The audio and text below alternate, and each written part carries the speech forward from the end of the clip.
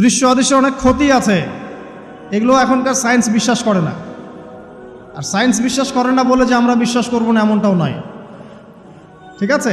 নবী সাল্লাল্লাহু আলাইহি ওয়াসাল্লাম বলেছেন, রাতের বেলা তোমরা বাচ্চাদেরকে সন্ধ্যাবেলা ছেড়ে দিও না, সন্ধ্যাবেলা বাচ্চাদেরকে ছেড়ে দিও না, আগে ভালো করে সন্ধ্যাটা হয়ে যাক, যদি ছাড়তে হয় তারপর ছেড়ো। তারপর রাতের রাত যখন গভীর হবে তখন তোমরা এলোপাথালি ঘোরাফেরা করো না, রাস্তাঘাটে বনে জঙ্গলে ঘোরাফেরা করো না, কারণ এই সময় এমন কিছু মাখলুককে আল্লাহ পাক ছেড়ে দেন যাদেরকে তোমরা দেখো না। এখন বিজ্ঞান যেটা প্রমাণ করতে পারে নাই, এটা কি বিজ্ঞানের ব্যর্থতা না ইসলামের ব্যর্থতা? যদি বৈজ্ঞানিকভাবে আপনি প্রমাণ করতে না পারেন তাহলে সেটার কোনো অস্তিত্ব নাই। এই কথাটা একটা ডাহা মিথ্যা কথা। যদি মুমিন হতে চান তাহলে এই কথার উপরে এসে ইসলাম কবুল করতে হবে। যদি মুমিন মুসলিম হতে চান এই কনসেপ্টটার ঊর্ধ্বে এসে ইসলাম কবুল করতে হবে। আল্লাহ রব্বুল আলামিন এবং তার রাসূল যা বলেছেন সেটাই চূড়ান্ত সত্য, সেটা আমরা প্রমাণ করতে পারি বা না পারি, এটাকে অন্ধভাবেই বিশ্বাস করতে হবে। এটাই হচ্ছে একটা মৌলবাদী কনসেপ্ট। আর এভাবে ইসলামের মৌলিক বিষয়গুলোকে না মানলে কেউ মুসলিমই হবে না। কথা কি বুঝতে পারছেন? আচ্ছা, তিনি বলছেন রাতের বেলা এমন কিছু মাখলুক বের হয় যাদেরকে তোমরা দেখো না। দুষ্ট জিন বের হয়। কি বের হয়? জিন জাতি নাই পৃথিবীতে? আল্লাহ পাক সূরা জিন নামে একটা গোটা সূরা নাজিল করেছেন, করেন নাই? হাফেজ আছে না এখানে মানুষ? কুলু হিয়া ইলাইয়া আন্নাহু ইসতামা নাফারুম মিনাল জিন্নি ওয়াকালু ইন্না সামি'না কুরআনান আজাবা। জিনদের একটা দল কোরআন শুনে বলেছিল যে আমরা অদ্ভুত আজব একটা কোরআন শুনেছি। তারপর তারা গিয়ে তাদের কওমের কাছে ইসলামের দাওয়াত দেয়, ওই কওম ইসলাম কবুল করে। এটা নবী সাল্লাল্লাহু আলাইহি ওয়াসাল্লামের জীবনের সেই সময়কে ঘটনা যখন নবীজি তায়েফ থেকে ফিরে আসছেন। তায়েফবাসী তাকে অত্যাচার করলো, তিনি নাখলা উপত্যকায় এসে নামাজ পড়ছেন, ওই নামাজের কেরাত শুনে জিনরা ইসলাম কবুল করেছে। তো সূরা জিনে আল্লাহ পাক এই কথা নাজিল করেছেন। তো আল্লাহ পাক যে বলছেন জিন জাতি আছে, আল্লাহ কি মিথ্যা কথা বলছেন? নাকি নাসা যখন বলে এলিয়েন আছে তখন ওইটা সত্য, আর আল্লাহ বলছেন জিন জাতি আছে এটা মিথ্যা? তা আমাদেরকে আবার নতুন করে মুসলমান হওয়া লাগবে এখন না? আমাদের কনসেপ্ট চেঞ্জ হয়ে গেছে। আবার দেখেন আল্লাহ পাক বলছেন সূরা জারিয়াতের 56 নম্বর আয়াতে, ওয়ামা খালাকতুল জিন্না ওয়াল ইনসা ইল্লা লিয়াবুদুন, আমি জিন আর মানুষকে শুধু আমার ইবাদত করার জন্যই সৃষ্টি করেছে। তাহলে দুটো জাতি পাওয়া গেল, জিন এবং মানুষ। জিন কিসের তৈরি? আগুনের তৈরি। মানুষ কিসের তৈরি? কাদামাটি। ফেরেশতা কিসের তৈরি? নূরের তৈরি। তো এই যে সৃষ্টির বৈচিত্র্য, এটা কার সৃষ্টি? তো সেই আল্লাহ পাকের জ্ঞান সবচেয়ে বেশি না আমার জ্ঞান সবচেয়ে বেশি? সে আল্লাহর পক্ষ থেকে যখন কোরআন এবং হাদিস নাজিল হবে তা আমি অন্ধভাবে মানবো না, নাকি আমি আল্লাহকে চ্যালেঞ্জ করবো ইবলিসের মতো? ইবলিস আল্লাহকে চ্যালেঞ্জ করছে না, খলাকতানি মিন নার ওয়া খলাকতাহু মিন তিন, আমি কেন আদমকে সেজদা করতে যাব? আমি কেন আদমকে সেজদা করতে যাব? আপনি আদমকে সৃষ্টি করেছেন মাটি দিয়ে, আমাকে সৃষ্টি করেছেন আগুন দিয়ে, তাহলে আমি আদমের চাইতে সুপিরিয়র, আমি আদমের চাইতে সেরা, তা আমি কেন ওকে সেজদা করতে যাব? তো ইবলিস আল্লাহকে চ্যালেঞ্জ করলো না? তো এখন আমরা যারা আল্লাহকে চ্যালেঞ্জ করছি, এখন এই বিশ্বে যারা আল্লাহকে চ্যালেঞ্জ করছে, কোরআনকে চ্যালেঞ্জ করছে, হাদিসকে চ্যালেঞ্জ করছে, এরা কি আল্লাহর অনুগত বান্দা না ইবলিসের এজেন্ট? এরা এই চ্যালেঞ্জিং ফিলোসফিটা পেল কোথা থেকে? ওই ইবলিস থেকে। ইবলিস থেকে এই ফিলোসফি এসেছে। আর ইবলিস তো এখনো মরে যায় নাই, মরে গেছে, বরং সে এখন প্রবীণ বয়স্ক হয়ে গেছে, তার অভিজ্ঞতা এখন অনেক বেশি। তার অভিজ্ঞতা কি বেশি? দেখবেন ইবলিস সবার আগে আদম সন্তানের গা থেকে কাপড় খুলে ফেলেছিল, জানেন? আপনাকে দেখাচ্ছি, সূরা আরাফ পড়েন। সূরা আরাফের মধ্যে আল্লাহ পাক বলছেন, ইয়া বানি আদম, হে আদম সন্তান, লা ইয়াফতিনান্নাকুমুশ শাইতান, হে আদমের সন্তানরা তোমরা শুনে রাখো, শয়তান ইবলিস যেন তোমাদেরকে ফিতনায় ফেলতে না পারে। কে বলছেন? আল্লাহ। কিরকম ফিতনা? ইয়ানজিউ আনহুমা লিবাসাহুমা, যে ইবলিস তোমাদের বাবা মায়ের গা থেকে কাপড় খুলে ফেলেছিল। ইয়া বানি আদম লা ইয়াফতিনান্নাকুমুশ শাইতান কামা আখরাজা আবাওয়াইকুম মিনাল জান্নাহ ইয়ানজিউ আনহুমা লিবাসাহুমা। আল্লাহ পাক বলছেন, হে আদমের সন্তানরা তোমরা সতর্ক থেকো, ইবলিস যেন তোমাদেরকে ফিতনায় ফেলতে না পারে, যেমন করে সে তোমাদের বাবা এবং মাকে জান্নাত থেকে বের করে দিয়েছিল এবং তাদের গায়ের কাপড় খুলে ফেলেছে। কখন কাপড় খুলে গেছে জানেন? যখন ওই যে গাছের কাছে তারা চলে গেলেন, ওই যে এই গাছের কাছে যেও না, ওয়ালা তাকরাবা হাদিহি শাজারা, তোমরা এই গাছের কাছে যেও না। যখনই তারা গাছের কাছে গেলেন, ফল খেলেন, সাথে সাথে গায়ের কাপড় খুলে পড়ে গেছে। এর আগ পর্যন্ত দুজন জানতেন না কার লজ্জাস্থান কেমন। এই ঘটনার পর একে অপরের লজ্জাস্থান উন্মুক্ত হয়ে যায়। তারপর তারা জান্নাতের পাতাগুলো ছিঁড়ে ছিঁড়ে লজ্জাস্থান ঢাকতে লাগলেন। তাহলে ইবলিস আমাদের পিতামাতাকে প্রতারিত করে ধোকায় ফেলে গা থেকে কাপড় খুলে ফেলেছে না? কথা কি বুঝতে পারছেন? এটাই আল্লাহ পাক বলছেন, তোমাদের কাপড় যেন তারা খুলতে না পারে, তোমাদেরকে যেন হে আদম সন্তান ইবলিস ফিতনায় ফেলতে না পারে। তাহলে এখন আপনি বলেন, এই বিংশ শতাব্দীতে এসে, একবিংশ শতাব্দীতে এসে যারা মুসলিমদের গা থেকে কাপড় খুলে ফেলতে চায়, এরা কার এজেন্ট? এরা কার এজেন্ডা বাস্তবায়ন করছে? প্রমাণ হিসেবে কি আমি নিজের মন করা কথা বললাম, না কোরআন থেকে দলিল দিলাম? কোন সূরা? সূরা আরাফ এর প্রথম 3টা পৃষ্ঠা পড়েন, ডিটেইলস লেখা আছে। আর আল্লাহ পাক বলেছেন, ওয়ালাকাদ ইয়াসসারনাল কুরআনা লিযিকরি ফাহাল মিন মুদ্দাকির, কোরআনকে আমি বোঝার জন্য একদম সহজ করেছি, যে কেউ কোরআন বুঝতে পারবে ইনশাআল্লাহ। খালি পড়ে দেখো, ফাহাল মিন মুদ্দাকির, কেউ কি আছো কোরআন উপলব্ধি করবে? তো কোরআন বুঝতে হবে স্বচ্ছ মন নিয়ে। বিরোধিতা করার মন নিয়ে যদি কোরআন বুঝতে চান তাহলে আপনি বিভ্রান্ত হয়ে যাবেন। স্বচ্ছ মন নিয়ে, একটা কলবুন সালিম নিয়ে, আত্মসমর্পণের নিয়াতে আপনাকে কোরআন বুঝতে হবে। দেখবেন আল্লাহ আপনাকে হেদায়েত দিবেন ইনশাআল্লাহ। আল্লাহ পাক আমরা সবাইকে কোরআন বোঝার তৌফিক দান করুন। তো যেটা বলছিলাম প্রিয় ভাইরা, রাতের বেলা এইসব প্রাণী বের হয়, নবী সাল্লাল্লাহু আলাইহি ওয়াসাল্লাম বলেছেন, অতএব আপনাদের বাচ্চা যারা আছে এদেরকে সন্ধ্যাবেলায় বাইরে ছেড়ে দিবেন না। এখন কিন্তু প্রচুর ঘটনা ঘটছে, প্রচুর জিনঘটিত ঘটনা ঘটছে, রুকিয়া করাতে হচ্ছে, জাদুটোনা করা হচ্ছে, বানটোনা করা হচ্ছে না? আর অনেক সময় আমরা মনে করি, এখন সায়েন্সের যুগ তো, মানুষ মনে করে এগুলোর কোনো ভিত্তি নাই মনে হয়। কোরআন বলছে জাদু সত্য। কে বলছে? কোরআন বলছে জাদু সত্য। কোন সূরা? সূরা বাকারা আয়াত নাম্বার 101।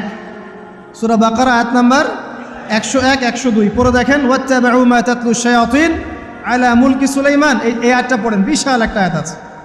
ওয়ামা কাফারা সুলাইমান ওয়ালাকিন্না শায়াতিন কাফারু ইউআল্লিমুনা আন-নাস আস-সিহর। এই সিহর দিয়ে কি হতো? মা ইউফাররিকুনা বিহি বাইনাল মারই ওয়া যাওজি। সুলাইমান আলাইহিস সালামের সময় এই জাদুবিদ্যার প্রচলন ছড়িয়ে পড়ে।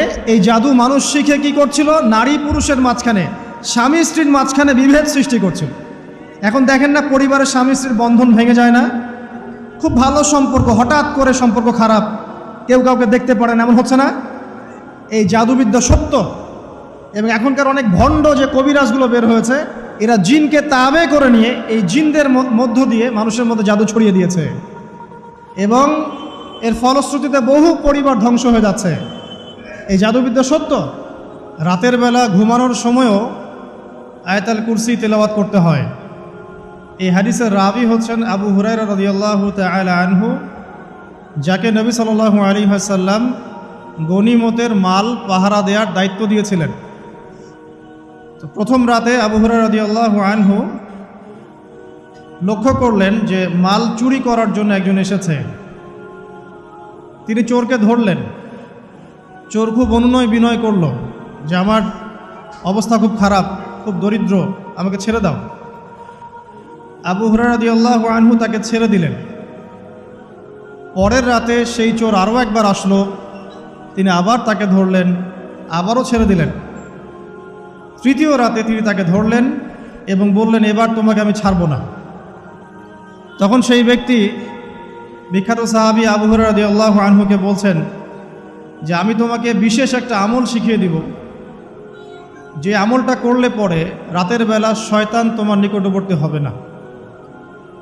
তো আবু হুরায়রা রাদিয়াল্লাহু আনহু বলছেন, কি সেই আমল? শিখিয়ে দাও, যদি শিখিয়ে দাও তাহলে ছেড়ে দেব তোমাকে। তখন সেই ব্যক্তি বলছে যে রাতের বেলা কেউ যদি আয়াতুল কুরসি তেলাওয়াত করে ঘুমানোর সময়, সেই ব্যক্তির ধার কাছেও শয়তান আসবে না ইনশাআল্লাহ, এবং আল্লাহ পাকের পক্ষ থেকে একজন ফেরেশতা তাকে পাহারা দিবে ইনশাআল্লাহ। তো রাসূলুল্লাহ সাল্লাল্লাহু আলাইহি ওয়াসাল্লাম পরের দিন ফজরের নামাজে আবু হুরায়রা রাদিয়াল্লাহু আনহুকে দেখে মুচকি মুচকি হাসছেন যে তোমার রাতের সাথীর কি খবর? কারণ ওহীর মাধ্যমে নবী সাল্লাল্লাহু আলাইহি ওয়াসাল্লাম আগেই জেনেছেন কি হয়েছে গত রাতে। এটাই আল্লাহ পাকের ওয়াহি, যেটা কোনো বিজ্ঞান যুক্তি দর্শনের ব্যাখ্যায় আসবে না। আসবে না। তো আবু হুরায়রা রাদিয়াল্লাহু আনহু বলছেন যে আমি তো ইয়া রাসূলুল্লাহ তাকে ছেড়ে দিয়েছিলাম, পরে আবার এসেছে, আবার ধরেছি, আবার ছেড়ে দিয়েছি, আবার এসেছে। এবার ছাড়বো না পণ করেছিলাম, কিন্তু এবার সে আমাকে একটা আমল শিখিয়ে দিয়েছিল, তো এই আমল শেখানোর বদৌলতে আমি ওকে ছেড়ে দিয়েছি। কি আমল? রাতের বেলা আয়াতুল কুরসি তেলাওয়াত করলে শয়তান নিকটবর্তী হবে না, এবং রাতের বেলা একজন ফেরেশতা আল্লাহর পক্ষ থেকে ওই ব্যক্তিকে পাহারা দিবে ইনশাআল্লাহ। তো রাসূলুল্লাহ সাল্লাল্লাহু আলাইহি ওয়াসাল্লাম বলছেন এই কথা শুনে যে তোমার কাছে এসেছিল সে হচ্ছে ইবলিস, শয়তান। সে যতগুলো কথা বলে তার বেশিরভাগ কথাই সে মিথ্যা বলে, তবে এই কথাটা সে সত্য বলেছে। তার মানে আয়াতুল কুরসির ফজিলত কে জানিয়ে দিল? তাহলে জ্ঞান যদি সত্য হয়, জ্ঞানটা যদি সত্য হয়, মানে আল্লাহ এবং তার রাসূলের দলিল থাকে সেখানে, তো সেই সত্য জ্ঞানটা নেয়ার ব্যাপারে কোনো প্রতিবন্ধকতা থাকবে? থাকবে না। যে কোনো ব্যক্তি এমন কোনো কথা বলুক যেটা কোরআন এবং সুন্নাহর সাথে মিলে গেছে, এই কথা নিতে কি কোনো আপত্তি আছে? নাই। আর যে কোনো ব্যক্তি যত বড় আলেম হোক আর স্কলার হোক আর বুদ্ধিজীবী হোক না কেন, তার কথা যদি কোরআন সুন্নাহর সাথে না মেলে সেই কথা কি আমরা গ্রহণ করব? এই সহজ কথাটা মেনে নিলে কিন্তু মুসলিমদের মাঝে কোনো ইখতিলাফ থাকে না। তারপরেও হয়তো কিছু মতপার্থক্য থাকবে, সেটা ইসলামের সৌন্দর্য, সেটা ইসলামের সৌন্দর্য। যেমন আপনি ফজরের আগে বেতরের নামাজ পড়ছেন, তাহাজ্জুদের নামাজ পড়ে বেতরের নামাজ পড়ছেন, তারপরে 2 রাকাত সুন্নত পড়ছেন, তারপরে ফরজ পড়ছেন, ঠিক আছে? এই আমলটা নবী সাল্লাল্লাহু আলাইহি ওয়াসাল্লাম কর্তৃক স্বীকৃত এবং সুন্নাহ।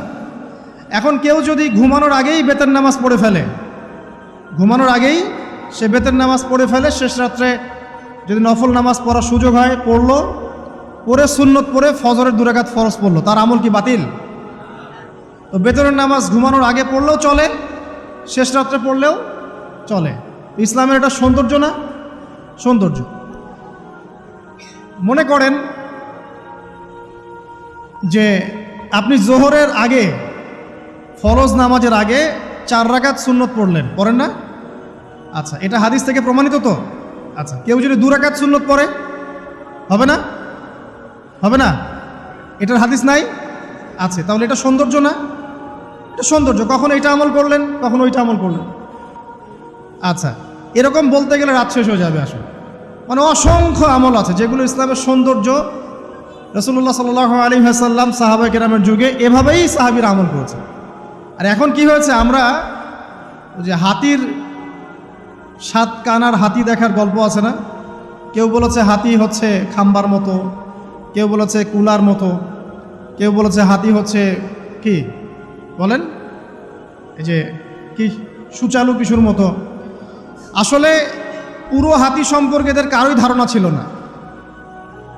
আমাদের সমস্যা হচ্ছে আমরা ইসলামের অংশ বিশেষকে ফলো করি, এর বাইরে কিছু পেলে আমরা মনে করি সেটা আর ইসলামে নাই। তাই হয় না? আমি যতটুকু জানি বুঝি এতটুকু আমল করি, এর বাইরে যদি কোনো দলিল থাকেও সেটা মানার ব্যাপারে আমাদের আগ্রহ থাকে না। তখনই কিন্তু ইসলামকে নিয়ে আমরা এই যে দলীয়করণে চলে যাই, আর আস্তে আস্তে মুসলিম উম্মার ঐক্যটা নষ্ট হয়। ঐক্য নষ্ট হতে হতে আজকে কী অবস্থা এটা তো দেখতেই পাচ্ছেন। তো আগে ওই জায়গাটা শেষ করি। নবী করিম সাল্লাল্লাহু আলাইহি ওয়াসাল্লাম রাতের বেলা এই আমলটা করতেন। কি করতেন? আয়াতুল কুরসি তেলাওয়াত করতেন। আরেকটা গুরুত্বপূর্ণ আমল, সেটা হচ্ছে সূরা বাকারার শেষের 3টা আয়াত তেলাওয়াত করতেন। কয়টা আয়াত? কোন কোন হাদিসে আছে 2টা আয়াত। এই যে 3টা আয়াত কোন হাদিসে, আবার কোন হাদিসে 2টা আয়াত। কেউ যদি 2টা পড়ে তার আমল কি বাতিল হবে? আর যদি কেউ 3টা পড়ে আরও ভালো, উত্তম।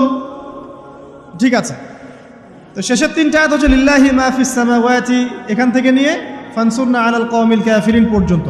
নবী সাল্লাল্লাহু আলাইহি ওয়াসাল্লাম বলেছেন রাতের বেলা কেউ যদি এই আমলটুকু করে, শুধু এতটুকুই পড়ে, সূরা বাকারার শেষের 3টা আয়াত বা 2টো আয়াত, সারা রাতের জন্য যথেষ্ট হয়ে যাবে ইনশাআল্লাহ। মানে সারা রাত নফল পড়লে যে নেকি হইতো, আপনার এই আমলটা করলে সে নেকি হয়ে যাবে ইনশাআল্লাহ। এবং আরেকটা ব্যাখ্যা হচ্ছে সারা রাতের দৃশ্য অদৃশ্যের যে ক্ষতি আছে